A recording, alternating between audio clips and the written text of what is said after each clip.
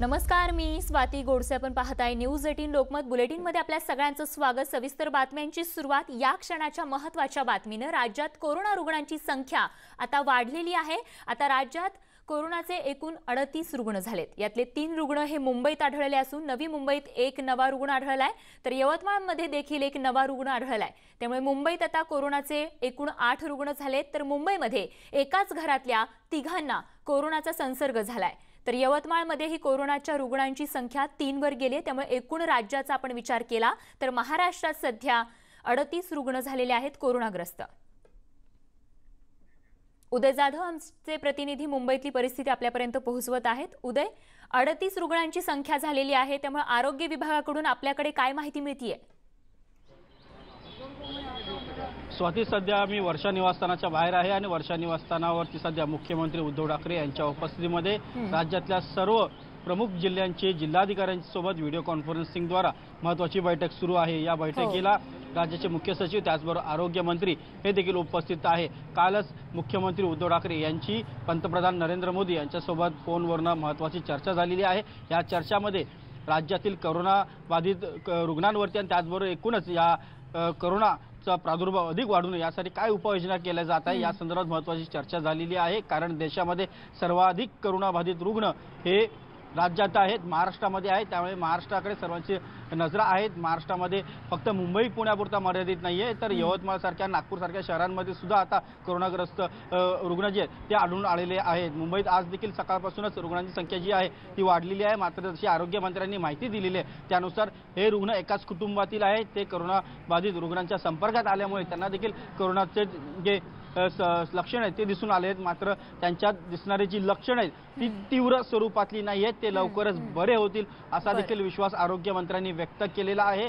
सध्या जे मुंबईमध्ये कोरोनाबाधित रुग्ण आहेत त्या सर्वांना कस्तुरबा रुग्णालयात दाखल करण्यात आलेले आहेत. तिथे त्यांच्यावरती उपचार सुरू आहेत. त्याचबरोबर जे जे नागरिक विदेशातून आलेले आहेत त्यांना सर्वांना विलग्न देखील करण्यात आलेलं आहे. त्यांच्यावर देखील देखरेख जे ठेवण्यात आलेले त्यांचे वेळोवेळी उपचार देखील केले जात आहे. सध्या वर्षा निवासस्थानी जी महत्त्वाची बैठक सुरू आहे, प्रत्येक जिल्ह्याला अगदी निक्षून असे आदेश देण्यात आलेले आहेत. कोणीही विदेशातून नागरिक आला असेल, जर का संशयास्पद व्यक्ती असेल तात्काळ त्याची चौकशी करा आणि त्याच्यावरती उपचार देखील करा, त्याची तपासणी देखील करा असे आदेश देण्यात आलेले आहे. आणि नागरिकांमध्ये सर्वाधिक मेन म्हणजे जनजागृती जी आहे ती करण्यासंदर्भात महत्त्वाची चर्चा होत आहे. कारण अजूनही खेडोपाड्यांमध्ये लोकांमध्ये कोरोना या रोगासंदर्भात या व्हायरस संदर्भात खूपच गैरसमज जे आहेत ते निर्माण झालेले, ते अवेअरनेस करणं अतिशय महत्त्वाचं आहे. त्या दृष्टिकोनातून एक उपाययोजना जी आहे ती केली जाणार आहे. अगदी युद्ध पातळीवरती तयारी महाराष्ट्र राज्य सरकार करत असल्याचं समोर आलेलं आहे. थोड्याच वेळात ही बैठक संपेल आणि या बैठकीनंतर मुख्यमंत्री उद्धव ठाकरे किंवा आरोग्यमंत्री राजेश टोपे हे प्रसारमाध्यमांशी संवाद साधणार आहेत. त्या संदर्भात ते अधिक माहिती त्यावेळेला देणार आहेत. स्वाती, अगदी. तर आपण पाहतो मुख्यमंत्र्यांच्या उपस्थितीत राज्यस्तरीय ही बैठक सुरू आहे. उदय, या बैठकीमधून अजून काही काही अपडेट मिळालेले आहेत का? साधारण कोणत्या गोष्टीवरती जास्त भर देऊन काम करण्याची गरज आहे यावरती यामध्ये काही चर्चा सुरू आहे का? या संदर्भात काय माहिती मिळू शकली आहे?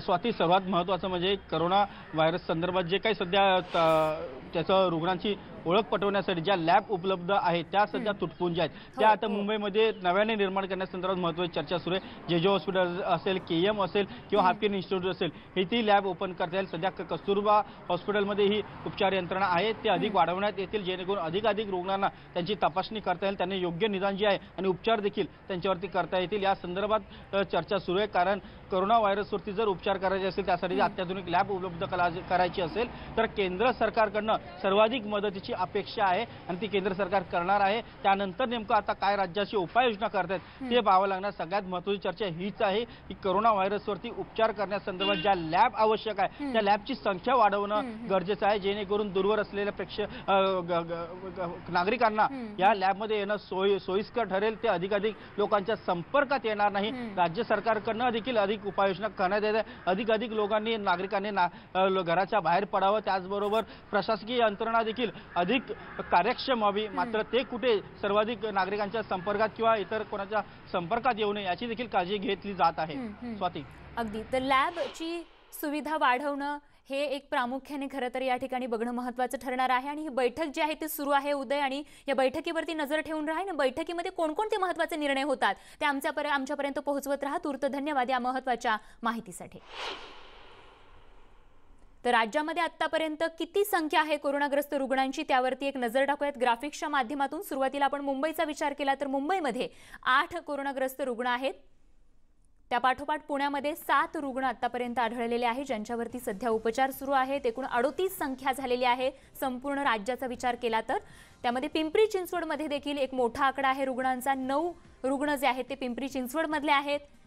नागपूरमध्ये एकूण 4 रुग्ण आढळलेले आहेत, तर ठाण्यातला देखील एका रुग्णाचा यामध्ये समावेश आहे। कल्याणमध्ये देखील एक कोरोनाग्रस्त रुग्ण आढळलेला आहे। नवी मुंबईमध्ये आता संख्या वाढली, आधी 1 होता, आता 2 कोरोनाग्रस्त रुग्ण जे आहेत ते नवी मुंबईमध्ये झालेले आहेत। कामोठेमध्ये 1 रुग्ण आढळलेला आहे आणि या सगळ्यांवरती सध्या उपचार सुरू आहेत। यवतमाळमध्ये देखील 3 रुग्ण आढळलेत। अहमदनगरमधल्या एका रुग्णाचा देखील यामध्ये समावेश आहे। औरंगाबादमधल्या एका रुग्णाचा देखील यामध्ये समावेश आहे आणि एकूण राज्याचा विचार करता आता या घडीला जी आकडेवारी आपल्या हाती येते त्यानुसार राज्यात एकूण 38 रुग्णसंख्या जी आहे ती झालेली आहे।